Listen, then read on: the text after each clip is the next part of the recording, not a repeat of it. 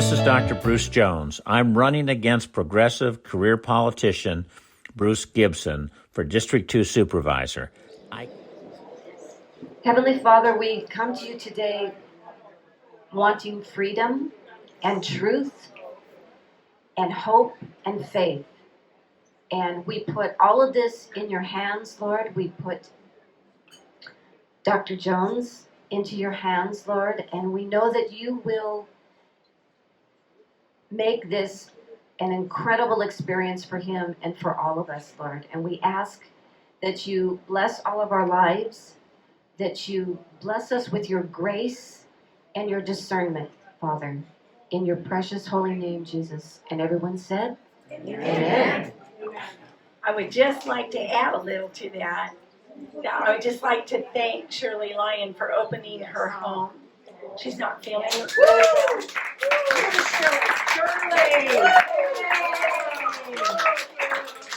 She's a wonderful woman. She's a little under the weather today and could not join us. So, say a pledge of allegiance to the flag. It's right here. Ready? Begin. I pledge allegiance to the flag of the United States of America and to the republic for which it stands, one nation under God, indivisible, with liberty and justice for all.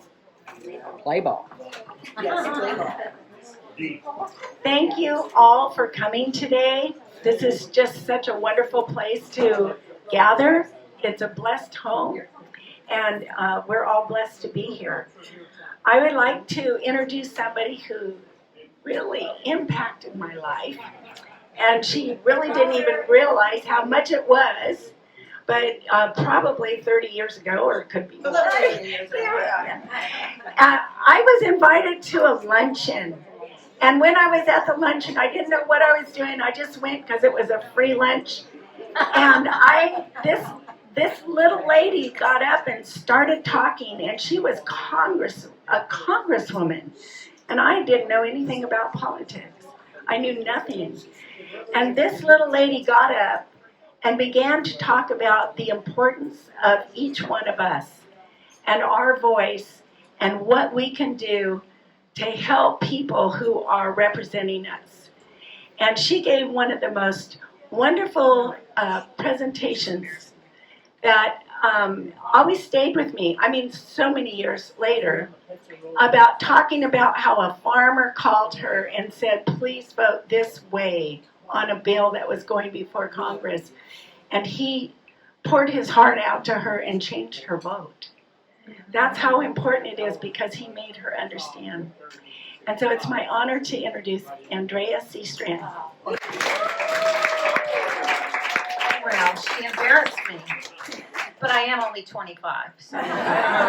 So it wasn't that many years ago. No. Well, I'm here, like all of you, to support Bruce Jones for Supervisor. And I came all the way from the 5 cities area to do that.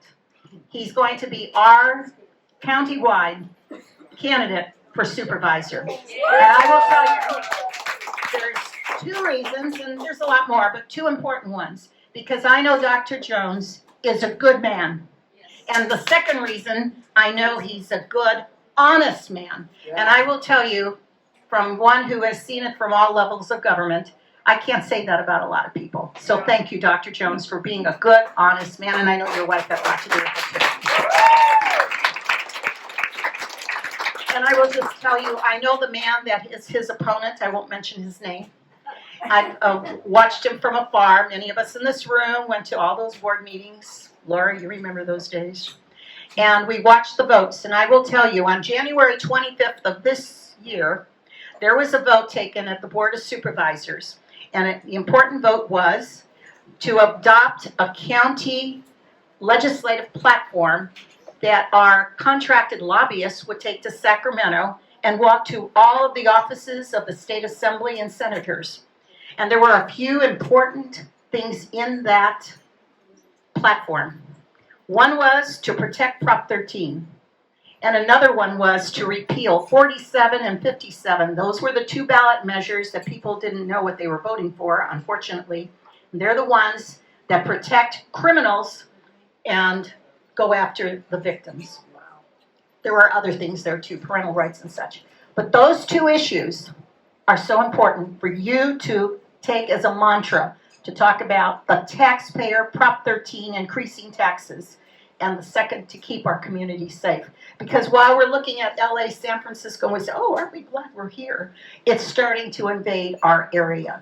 When you see somebody walking into Big Five in Pismo Beach with a machete in their backpack, you know you got problems. So anyway, Dr. Jones, please carry that message on and on because people are concerned. And it's interesting because we never talk about taxpayers. Did you ever notice that? Try to emphasize that you're going to be standing there for the taxpayer. So on that note, please understand that his opponent voted that day on January 25th not to support that legislative platform. To me, that says a lot.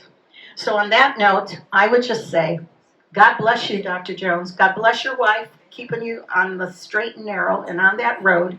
And we down in the Five Cities area will be supporting you. And I hope every one of you will sign a volunteer list to make calls or to walk your precinct.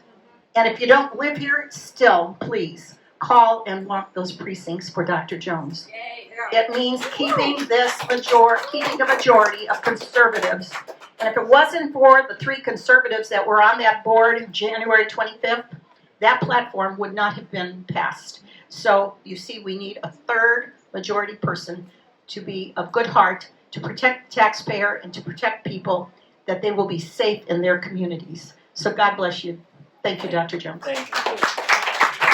Here's my little contribution. It ain't much. Thank you so much, Andrea. So now you can see she's a spark.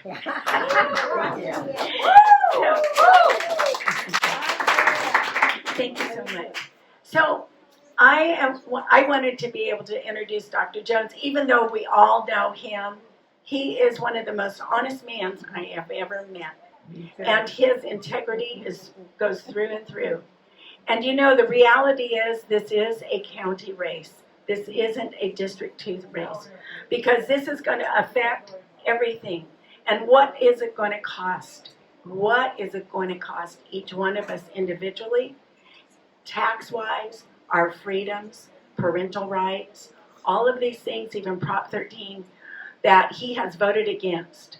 And I'm going to tell you something because I know you guys don't know this. Something's going on in the county. I mean, you would think there could be corruption, but I was trying to find the minutes so that I could do a little research for Dr. Jones about what's been going on and see how the neighbor over here has voted. And do you know that there are minutes to the board meetings that are not accessible now on the county site? So you know what I'm going to do on Tuesday? I'm going to go to the Board of Supervisor meeting and I'm going to say what's going on here. I'm going to do that. And I want to say that everybody, please show up at the Board of Supervisors meetings. I've never done this before in my life. And now you can't shut me up. Okay? I just want to say the importance of this race and the importance of supporting our Dr. Jones is going to touch us all if we can't beat Bruce Gibson. And he's got money coming from all kinds of unions and all kinds of stuff. And for us, it's all us little people. So please, I'm just going to say, realize the cost. And let's support our Dr. Jones. Dr. Jones. Woo!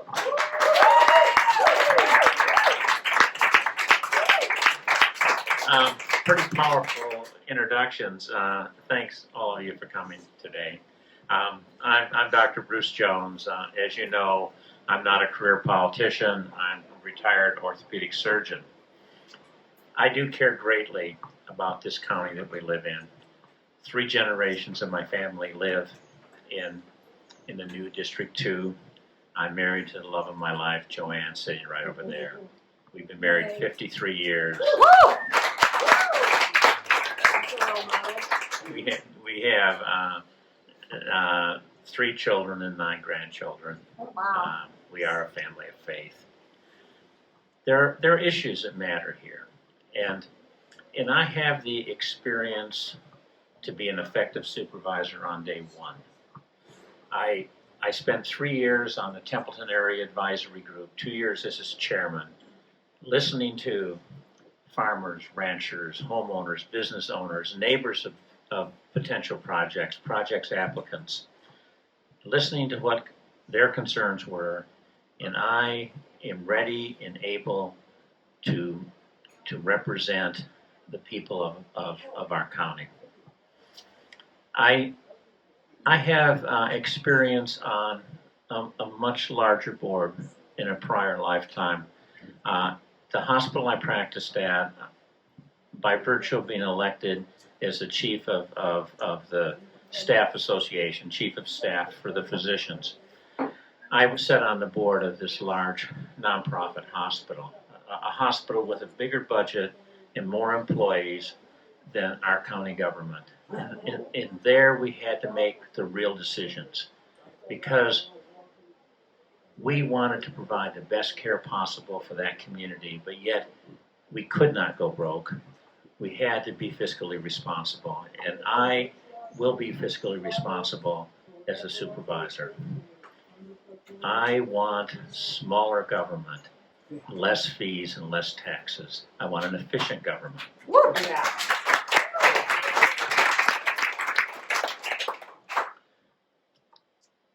On the Board of Supervisors, I bring a skill that would have been very valuable over the last 2.5 years. As a physician, I'm able to scrutinize and analyze the recommendations made by our health department. At the time of the beginning of the pandemic, people were afraid there was going to be people dying on the streets, and the Board of Supervisors gave authorization to the health department to make decisions without oversight authority from the board. That emergency authorization has been returned to the board, and now having somebody on the board that can analyze their recommendations, can analyze the data that they make those recommendations with, could be a huge asset. Also, the world's a bit different than 2.5 years ago. This last time around, all we had to go on was a pandemic of 1917. Nobody was even alive that was there, and they got into the records and the books, and most of the early recommendations were based on the flu epidemic of 17 and 18. Now we've got 2 years of experience. We've learned a lot. Some states that didn't shut everything down did very well. If you look at Florida and you look at age-adjusted death rates per 100,000 people, they did better than we did, and they did not shut it down. And I think that we have to go by the numbers, go by the science. These decisions about shutting down businesses and mandates should be science-based and not politically based. And we've had too much politics in this issue. It's wrong.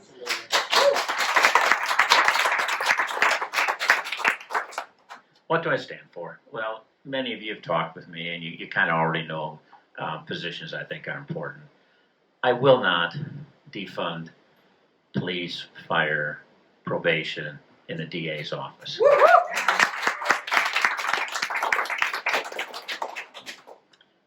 I will support parents' rights to make decisions for their children. And these choices are educational as well as medical. I will not support mandated vaccinations for employment.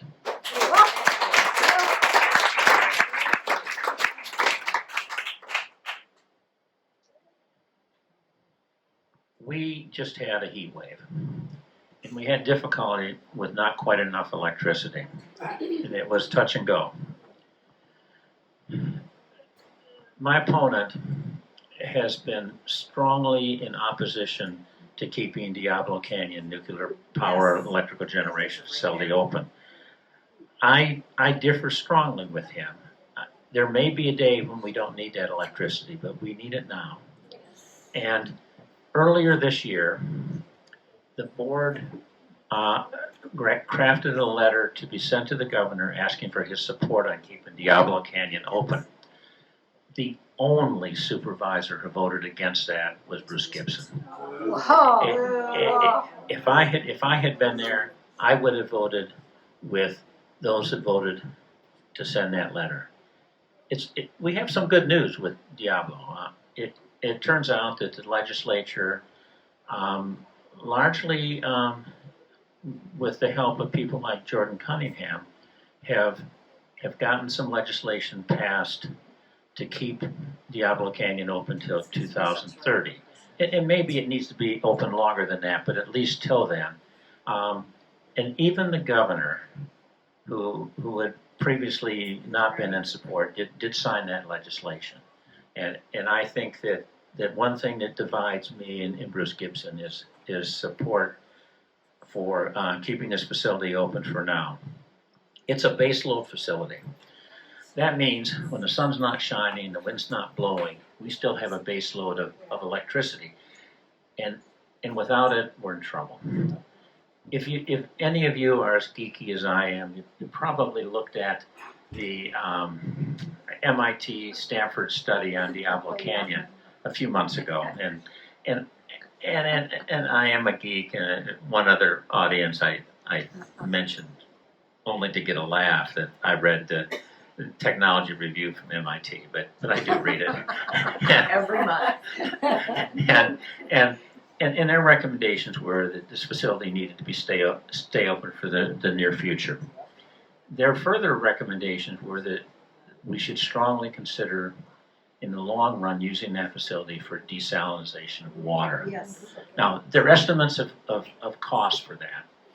If it was used conjointly as a base load backup and for desal, they could produce a cubic meter of water, 264 gallons roughly, for less than $1. Wow. If there came the point where it was not needed for electrical generation, that cost would go down to around 60 or 70 cents a cubic meter. A cubic meter of water is the amount of water that a household of 4 or 5 people would use without any restrictions. That's just an ordinary usage of water. I think that this would be particularly valuable for our coastal region because in many ways they have the greatest amount of water deficit and they need that water. So my thoughts would be that at least in the foreseeable future, Diablo Canyon to stay open for multiple reasons. I can go on, I suppose. And politicians have a certain amount of time. Does anybody have any questions about something specific? So far. Yes. Yeah, I live in Cambria. My name's Gary. Our water district has become omnipotent, and they're basically a thug kind of group. And they charge you for permission to do one little thing, $800, this and that, and they go off and spend millions of dollars on something that won't work, and yet they allow other things that use water, let's say expanding hotels and motels, but they treat the residents like dirt. They have gone against state regulation, let's say, for building like a guest house or whatever, where the communities are allowed to do that. I forget the name of the bill, but anyway, there's no one to check them. Gibson will not touch them. They're powerful. They couple up with the Chamber of Commerce, and they just run amok in Canada. We have no say whatsoever. And the Board of Supervisors needs to slap them around a little bit and get them in line. Because I was told when my house was destroyed by a tree, in order to get a building permit, I had to get the water district to sign a letter that they would continue serving me water and sewer. My house had been built in the 30s. It's been there for 80 years, long before the water district. So I had come back from the building department because they said, we can't give you the permit until the water district signs off. I said, there's been a house there for 80 years. A tree took it out.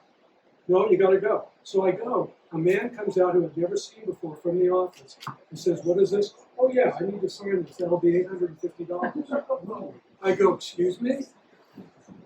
He says, "Do you want it or not?" And I go, "Whoa." Capone's boys would go into a flower shop and say, "You need to buy insurance for a lot less than this." Anyway, this is what you go up against. And so we really need a supervisor. And we've talked, you and I have talked about this. We need a supervisor who will protect unincorporated communities like Cambria, because there's no one to talk to there. There's no one to go, "Hey, look what they're doing." We're really victims of this growing power that they keep garnishing. The more the drought, the bigger and powerful they get. And it's a bad scene all the way around. Yes. He just had to declare that he's homeless. Everybody else has to get permits except for Yeah, then you can get what you want. Yeah. I think there's several things in the thoughts that you brought up. I think that the county government is the local government for all the unincorporated areas. Cambria, Cayucos, Templeton, San Miguel, the Nacimiento area, and we have to behave like a county, like a city government, and protect the interests of all the folks. I do believe that those interests are different in different parts of our county. Even in District 2, people in Bradley and people in Cayucos, arguably an hour and a half drive away from each other, do have things that matter, and they're not exactly the same things. And we have to be representative of all the different areas within the county, and that's a all-encompassing task. When I worked as a surgeon, I worked 60 hours a week. No more than that. I worked a lot, whether it was 60 or whether it was 65. It wasn't 60 was 90. a short week. But I'm not doing that now. But I'm just as energetic as the day I walked away. And I will have an open door, and I will listen to you, and I will try to represent all the various parts of this county and the district that I specifically represent. Any other questions? I'm Bill from Roy Grandy. Bill. I just want to know your position on SEL, which is just a renamed version of CRT. Critical race theory. I haven't done much thinking on that, to be quite honest, about that. I think that schools should be concentrating on the basics that we send our children to school to do. I'm not running for school board, and we have school board people here. I think that they should be emphasizing math. They should be emphasizing reading and writing, because these are skills that the children will need throughout their lives. I don't think that they should be taking that precious teaching time to teach issues that are more political than the basic reasons we send people to school. I also believe that these decisions should be made by local school boards. They are local issues. They are not statewide issues. And we need to be highly supportive of our school board candidates that will represent us on the things that matter. That's the problem. School boards don't exempt the people. They just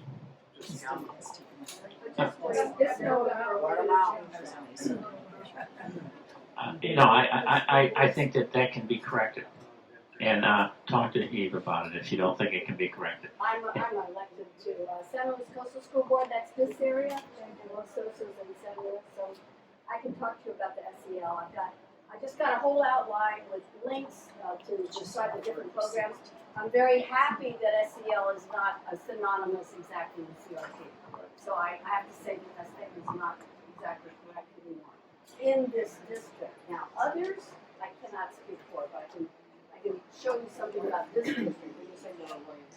Okay, back to the start of the show. Okay, so basically, I think that we need to support school boards that represent our values, and we need to try to get schools back teaching the things that these children need for the rest of their lives. It's a shame when a kid graduates from high school and can't do basic mathematics or can't read. You know, and so we need to be spending our time on the things that we actually thought we were sending our kids to school to get. Any other questions? Behind you. Oh, yes. I'm not sure what you had asked, but I had heard that they wanted to confiscate people that have water on their property, that they want to confiscate the water rights to their property. Yeah, I think that there's an issue. It's a little bit more complicated than that. They're back now before 2014. There was a movement of a group that wanted to buy state water, store that water in underground aquifers under other people's property, and then the person who banked that water or the organization that banked that water would have the ownership of that water and it could be exported. I'm concerned about that issue. I think that what we need to do as a county is not allow exporting of water. We have some agreements that we can't get out of. Nacimiento was agreed upon many years ago, and Monterey County gets the majority of that water, but we get some. But I don't think we should be making any arrangements where we're letting our water leave our county. Any other questions? Do you want to let people know that they can get the sun? I'll talk. Okay, I guess now I do my sales plug. I still need money for my campaign. You all saw these envelopes. If you feel like you could send me some money for my campaign, I'd greatly appreciate that. These envelopes are sitting around here. They're easy to come by, or I will go and get one for you. Also, we brought a bunch of signs. If you have a property where you can put a sign out, I'd appreciate you to do that. And we have a bunch put together. If we run out of signs, Colonel John Whitworth, a man who's helped me with my campaign, is in the business of delivering signs to people if we happen to have more requests today than I thought. Thank you. No. Oh, wait. I need to talk. Okay, so start again. Okay. We've got two events coming up that you might find interesting. For those of you who know who Victor Davis Hanson is, he is going to be a keynote speaker in a fundraiser that we have on September 24th. And I'll leave the brochure here. You can look at it. And then also we have It's another. at the Raven Ranch. It's the inaugural event for the Raven Ranch in Paso Robles. Yeah, it is actually a beautiful site. Scott Raven has built this area that I think is going to eventually be an arena, but right now, no horses or cows have been on that, and it's going to make a very nice event center. And I would encourage any of you to come to that. Also, on the 30th, we have a program where the keynote speaker is Debbie Peterson. Now, Debbie Peterson is a former mayor of Grover Beach. It should be noted that she is a former Democrat mayor, and she is a Democrat. But she has written a book about the corruption in our county, and certainly Bruce Gibson and Adam Hill are a large part of the things she writes about, and she's going to talk at one of her. This book's only been out a few weeks, and at one of her inaugural events, someone from the audience asked, "Okay, you spoke out against Gibson. Who are you going to endorse for District 2 Supervisor?" And without hesitation, she said she'd endorse me. And she is a Democrat, and I had never spoken to her before that. But she had read my stuff, and that's what she did. And just a few days ago, and this man I cannot name him right now. There's the book. There's the book. There is the book right here. And she'll sign The it for you that happiest night. corruption, sleaze, lies, and suicide in a California beach town by Debbie Peterson. Interesting reading. Amazon. Yeah, I never read anything twice, but I actually did read it twice. I found it very interesting. You all might want to read it as well. One other person that's been a victim of them, who is a prominent Democrat in this county, called me a few days ago and asked if he could contribute to my campaign. His name is not to be mentioned because he's afraid of the consequences. But I think there's many people, Republicans, Independents, Libertarians, Democrats, that are tired of the corruption. And Debbie will talk about that, and you can speakers. and there will be other speakers too as well. That corroborate her story. That absolutely collaborates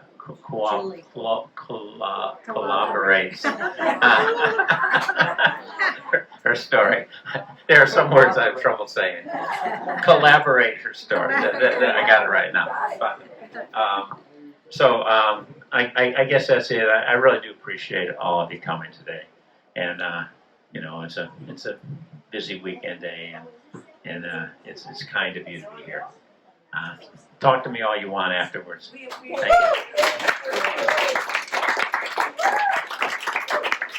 Thank you, Dr. Jones. I can't vote for you, I'm in the wrong area. I know. But I endorse you.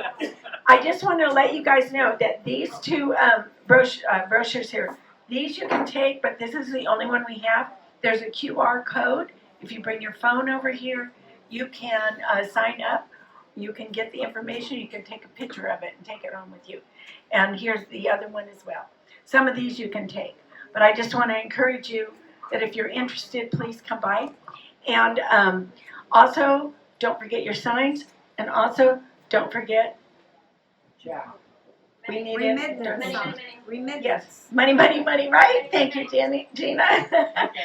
Okay. What do people do here now if they want to volunteer to call or canvas walk? Outside we have clipboards where you can put your name, and really we need everybody's help. Whether you want to call, walk, whatever. I think most of you have met Harley right here, and if you are interested in helping with any of these endeavors, talk to her, and she's trying to organize this throughout the county. We have pretty strong organization actually here, but we have some parts of the county where we maybe need a little more help. So if you talk to her, I appreciate it. Go to jonesforsupervisor.com for more information.